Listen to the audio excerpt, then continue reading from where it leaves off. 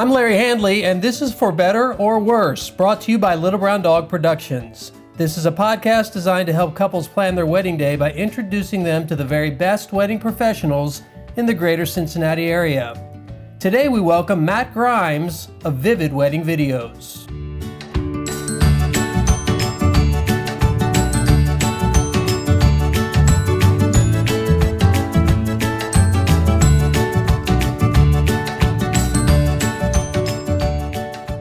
Matt Grimes, thanks for joining us. Thanks for having me. Let's talk about the elephant in the room. You're a videographer. Videographer. We're a videographer. But I want to reassure you that we're doing this not as videographers, Little Brown Dog I'm talking about. We're doing it so that we can help couples plan their wedding day by introducing them to some of the best wedding people in the business. Yeah. We love what you do. We think you do a good job. Thank you. So this is about you, so you can relax and have fun. Right. Now, a friend of mine, a mutual friend of ours, told me that you started telling video stories as a skateboarder. That's true. You got to explain it. What's going on there? So that's essentially how my career started. Okay. So I was 12 years old-ish, making videos. So I had some friends here locally that were really good, really talented. I had a camera. I knew how to edit, so I started making videos. So this is the time when YouTube was really coming around and putting videos online, stuff like that. So I used to make videos, they were like an hour long-ish, and I ended up making 4 of them. And the 4th video that I made, it got to the point where I actually had professional skaters. I flew them in here to Cincinnati. And how old were you? At that time, I was like 15, 16. That's awesome. And making videos, ended up selling videos online. I even had skate shops selling my videos out in California and Europe and all these places. And that was my first aha moment of, I can make money doing videos. So that's essentially how it started. And what was the point of those videos? Just the action of skateboarding? Yeah, just putting all together clips of the best skating tricks and stuff like that, putting like a montage essentially of that. And it would feature profiles of each skater and making videos that way. So that is really cool. Yeah. So I'm guessing you learned a ton doing that. Oh yeah, for sure. Did you, did you learn the concept of sound in your videos during that time too? Would you mic people up? I wouldn't mic people up, but as far as the editing to music, 100% was from skating. Yeah. And I still use that for wedding videos and stuff like that all the time, editing to music. I learned that really quickly back then. So how do you transition from, do you still do skateboard videos? I don't. I retired. I got hurt too many times. Would you skate? I did skate, yeah. While you were videoing? Yeah. But I used to skate like with them. Yeah. I just wasn't as good as them. So yeah. I just filmed them and stuff like that. How much equipment did you break? Didn't really break that much. I mean, obviously there's definitely times where I am following them, and I hit a crack or something to fall, and I've hit the camera on the ground. That happened a bunch of times. I'm sure it did. So how do you transition from skateboard videos to telling wedding stories? So in between that, I actually started a company where it was mostly business videos that I was doing. Event videos, all kinds of stuff like that. The business side, it was good. I actually grew that company to where I was doing online commercials for Sour Patch Kids, Pringles, Leinenkugels beer, stuff like that. I was doing their online videos for their YouTube channels and their online channels and stuff like that. For some reason, whatever happened, things just got slow for me. And it naturally happened. I saw some friends making some wedding videos, and I was like, that looks interesting. I kind of want to try that out. And just that transition just happened perfectly at the right time to where I transitioned into weddings.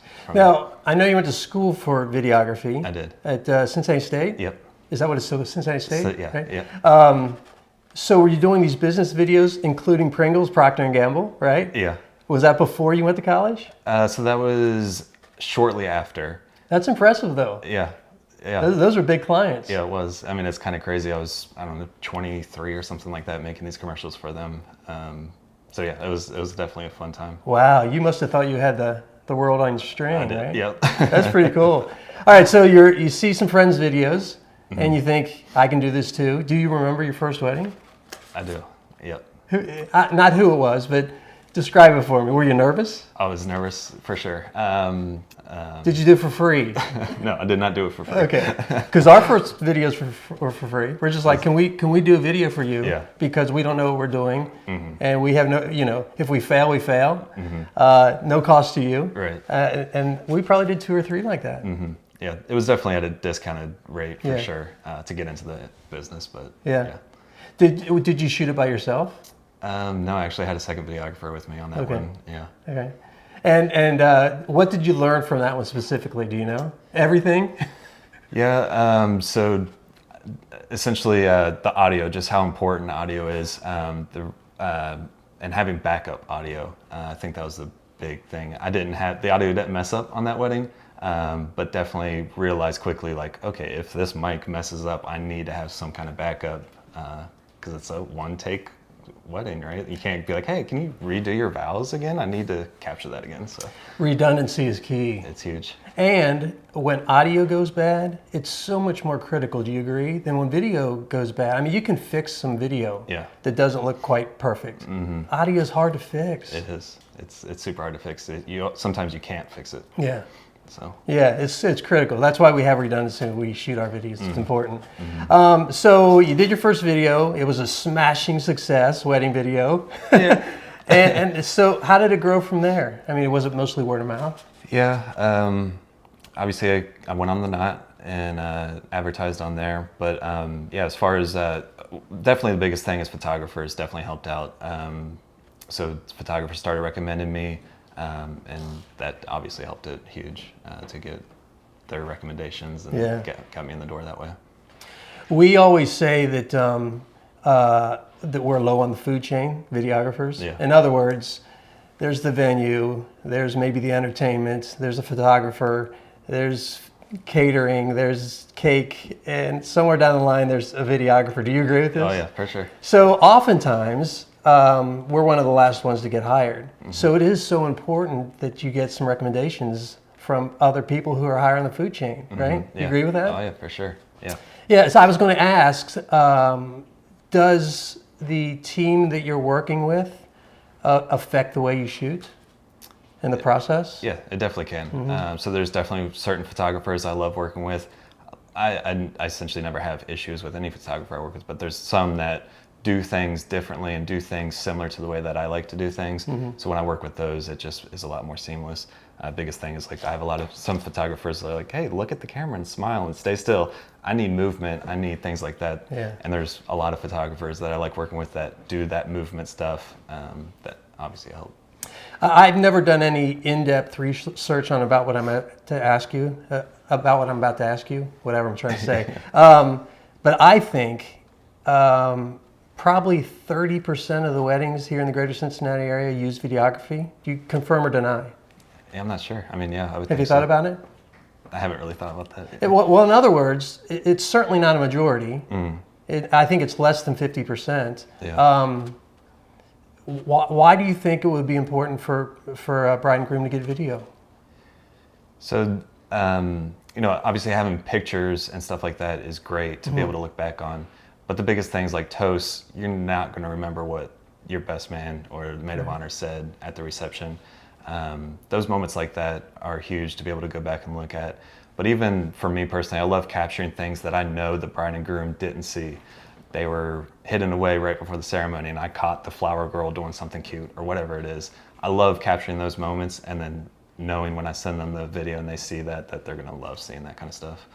I think that's some of their favorite moments. Yeah. Even when we do the videos, they'll say, we didn't even know that happened. Right. Yeah, no, those are great. But the trick to that is shooting a ton of video. It's a lot. Can you estimate, maybe in terms of hours, how much video you shoot on a wedding day? So when I film, I use 3 different cameras. So throughout all of that, I mean, it's easily 8 to 10 hours of footage with all of that. When I edit my first rough cut, it's like 6 hours long at first, and then from there I cut everything down. So it's a lot. So editing isn't about one step; it's several steps. It's multiple steps. Yeah. It's huge. We say, and see if this resonates with you. We always say that editing a wedding video is like putting a 10,000 piece puzzle together without the picture box. Yeah. Does that resonate? Oh yeah, for sure. And it's kind of fun thinking of it that way as puzzle pieces, where it's like you got to fit the puzzle in that certain spot to make it perfect. For the edit. Yeah. It's a job. Yeah. So when we leave a wedding with all of our cards filled up, right?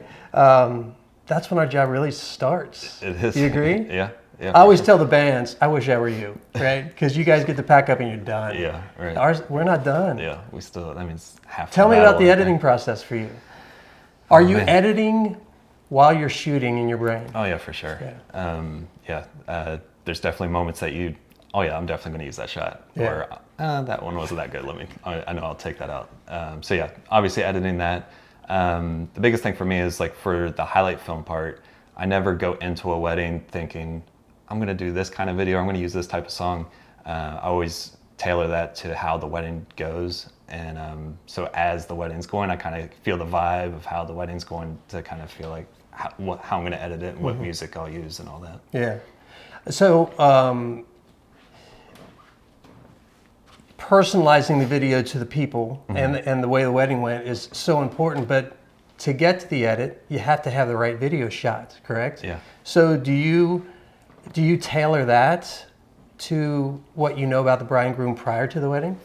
Yeah, I guess it depends on every wedding. But yeah, for sure, I'll try to tailor it to how they want things or how their vibe is, how the wedding decor is, all that kind of stuff really goes hand in hand with that. Do you ask them about musical preferences? I do, but I do pick all the music, again, based on how the day goes. And I let them know that in advance. Is it more of a fun party, cheers and toasting kind of wedding video? Is it more emotional, slow, kind of stuff like that? But if they have a certain preference, for sure, let me know what kind of preference they want with the video. You ever had a problem where they didn't like the music you used? No. Oh, thank goodness. Because I've watched your work, obviously, and we do the same thing. We edit to the music. The music's important. So if they change songs, it's a whole new edit. It is, yeah. Yeah. Yeah, definitely. Have you ever, because we've done this a couple times, where I'm in the editing process, and I'm going, I may be 2/3 of the way done, 3/4 of the way done, and what I think is done, and I go, this just isn't working. Yep. And I start over. Yep. You done it? I've had that. I've actually had that a lot more than I want to admit. Right. Exactly. So what's funny with that though is I'll be like, it's essentially just going through the edit. So like when you pick a song, you start editing, you're like, man, I don't think this is it. Right. I still go through it, and like 99% of the time it ends up fine. And it's like, oh, this actually worked out. This actually is a lot better than what I thought it was going to be. Yeah. So you just got to work through it. You mentioned earlier about like toasts and things like that. Sometimes, let's be honest, the toasts go on forever. Yeah. Right? Oh yeah. How do you edit that? How do you get it down to something that you think they're going to love and that satisfies you too? Well, it's easy when you just cut out the groom or the best man saying all the crazy stuff, roasting the guy. You just, all right, I'm cutting that out. But yeah, no, there's definitely times where it's hard to pick what's going to be used in it. I don't know. Mostly it's just getting lucky as far as being able to edit the things out, having it all come together and still work. Just piecing it together. Do you find that the audio that's available or the video that's available is more important in the edit? Or does it depend? It depends. Yeah. Audio is huge though. It is huge. It's more than what people think. And I always tell couples that with your highlight film, it's literally, that's what drives your highlight film is the audio that is in there, from the toast to the vows to writing letters, all that. So audio is super important. Do you have them write letters, or do you just do it if they do it? Totally up to them. Okay. I let them know in advance, hey, if you want to write letters, do it. If they're doing personalized vows, I don't feel like they need to do. Aren't those the best? It's the best, yeah. It's the best. It's awesome. Not only for our job, yeah, but even at a wedding, if you're just sitting there as a guest, I think they're awesome. Yeah, it's Aren't awesome. they the best? It's great. Yeah. And there's obviously couples that don't feel comfortable with it, and I'm totally fine with it. Yeah, I get it too. I didn't do it at my wedding. But yeah, so as far as writing letters, it's great too because we can either do it where the whole bridal party's with you, or if you want to do it just by yourself, we can do that too. Yeah. Do you shoot by yourself sometimes? So I do. It's mostly just me filming, and then from there they can add on a second videographer. How in the world do you do that? I can't imagine. Yeah. How do you get all the video you need? It's definitely hard. It's definitely stressful sometimes. But again, I have 3 cameras set up for the ceremony and the reception stuff. So I have different angles to cut to and use. But again, I still have to control those cameras. I still have to think, as I'm filming from this angle, I still have to think, what is that camera filming? So there's a lot of stuff going on when I'm filming, and it's definitely tough. But so you must glide a lot. I do. Okay. Yeah. What do you use? I use the Ronin S. Yeah. Yeah, I got it. We use it too. Yeah. It's a nice rig. It's Works awesome. Well. Yeah. So when a bride and groom, or when a couple decides Matt Grimes is our guy, what's the process look like? So I essentially just follow up about a month or 2 before the wedding. As far as I just need to get the timeline, get the vendor list, and then just a few questions based on, are you guys doing personalized vows or writing letters, all that kind of stuff. But then from there, it's just filming the wedding. We often say that, because we do an interview process prior to any agreement of any sort, because we want them to like us and think we're going to do a great job and have that trust. And we want the opposite to be true too, that we're going to be able to work well with them. Is that a process for you at all? Yeah, I always like meeting with the couple beforehand. Yeah. I want to get to know them. I want to get to know the wedding itself, but I want them to also get to know me. Yeah. And kind of show them the process, show them the videos, to make sure that we're a great fit for each other. Yeah, we think it's really important that that there are other videographers, because a couple things. One, we can't do every wedding. Yeah. Not that we have that opportunity, but we can't. And 2, maybe our styles don't fit. Oh yeah. And we love to be able to say, how about Matt Grimes? If maybe that's the situation. Yeah. Does that make sense? Oh yeah, for sure. Different price points, different styles, Yeah. all that kind of stuff. That's true too, yeah. So they decide they're going to hire Matt Grimes to do their wedding video. The end result is obviously very, very important, and you get your stuff out very fast. I do. Yeah, about how fast? So their highlight film is 1 week from the wedding, and then they get the longer video with the full ceremony, full reception. They get that within a month of the wedding. That's fast. Yeah. So you must do this full time. I do it. Yeah, This is your full-time. job. Yeah. Yeah. Was it always your full-time job, or did you try to do a couple things? Because a lot of people do this part-time. Yeah. Right. So this has always been my full-time job. So after I graduated high school, my mom said, you either have to go to college or you have to get a job. I didn't want to go to college, so I got a job. I worked at Target for 3 months, and I quit. I was like, I want to be a movie director. I don't want to do this. So I quit. Done this ever since. Do you have aspirations to do bigger projects? So like I said, I wanted to be a movie director growing up. Yeah. It's still in there. I hope to get to that point. Right now I love what I'm doing, but yeah, it's definitely still in there. I'd love to get out there and make some movies and stuff. I often tell our people, because we do everything, right? We're the audio person, we're the grip, we're the camera person, we're the editor. We do all of that stuff, right? Yeah. In a major motion picture, all those people are separate. I couldn't imagine. I couldn't imagine, but it's also why motion pictures cost millions of dollars, yeah. Right? And our wedding videos do not, Yeah. Right? But it's a great opportunity to learn, isn't it? Oh yeah. Yeah. It's amazing what you learn when you have to do it yourself. Yeah, you can learn everything. DP, your edit, directing, everything. There's a ton of pressure there, though. Yeah. Do you feel that pressure every wedding day? Or have you gotten to the point where it's just... So I feel like I'm at that point where I'm confident enough to know things to do, but obviously it's that stuff that's in the back of your mind that you want to make sure you're not missing shots. You want to make sure everything's good. But yeah, I'm at that point where I'm confident enough where every wedding I feel good. The beautiful and the horrible part about weddings is that it's one take, man. Yeah. You can't say, hey, I missed the kiss. Could you guys go up there with all the audio and do that again? Right. Yep. Is that the pressure? That's the pressure for sure. The ceremony and the reception, I'm sweating the whole time, to be completely honest. It's tough.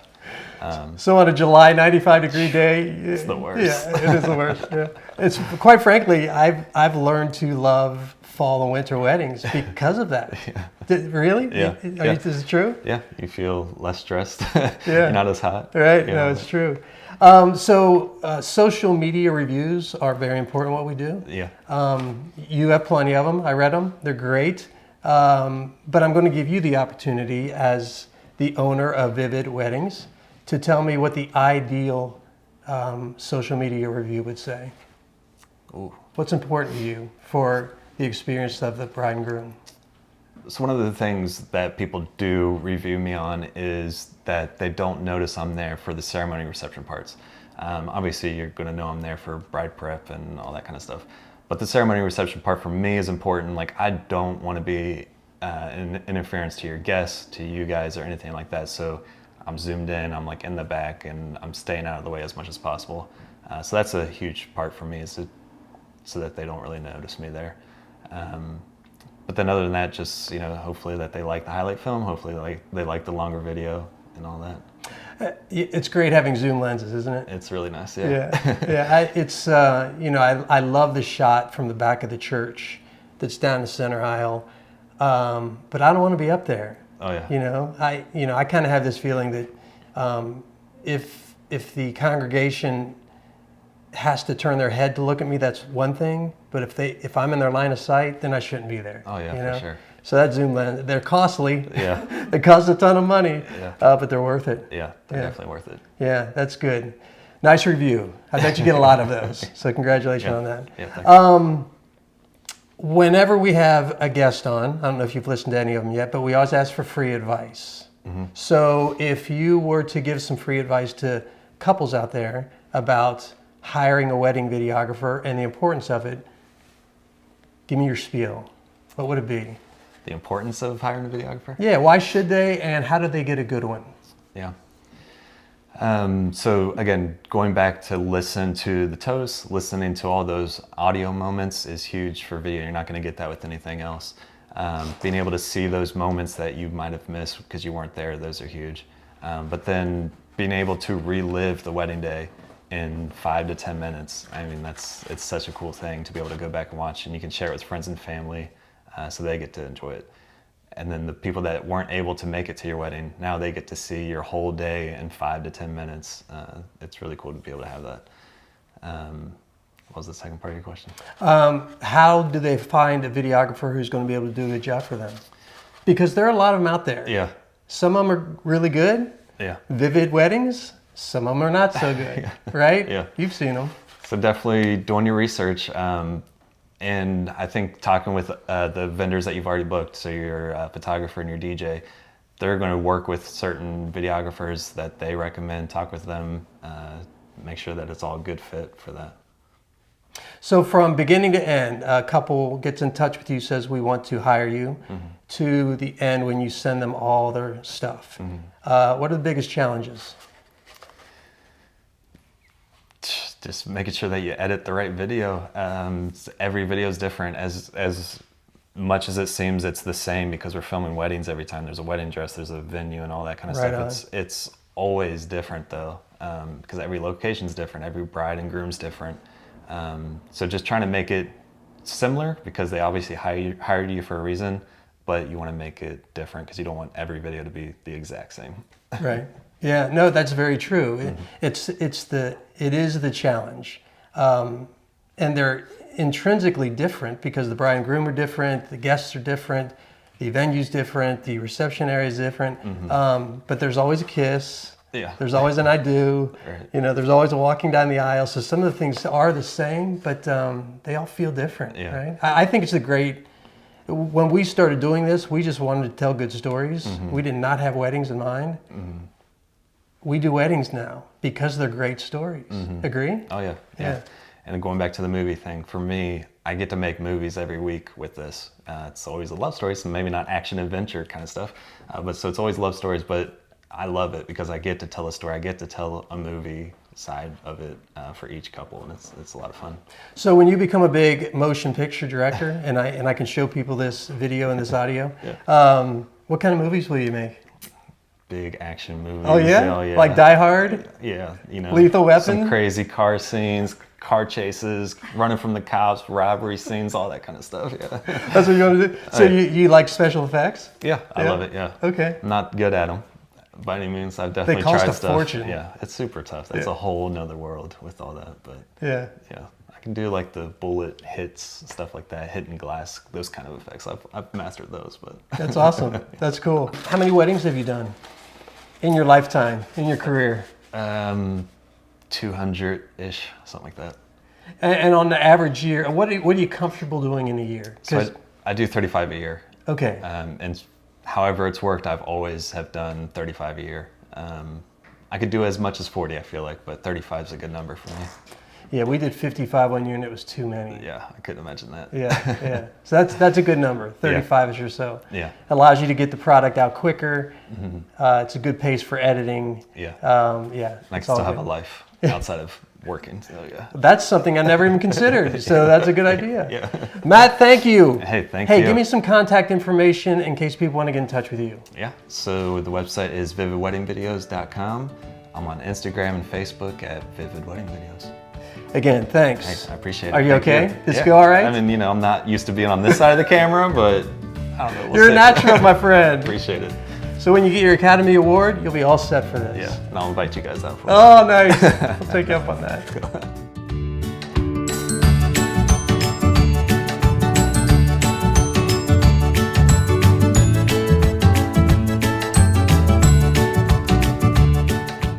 Thank you for listening to For Better or Worse, brought to you by Little Brown Dog Productions. Until next week, happy planning.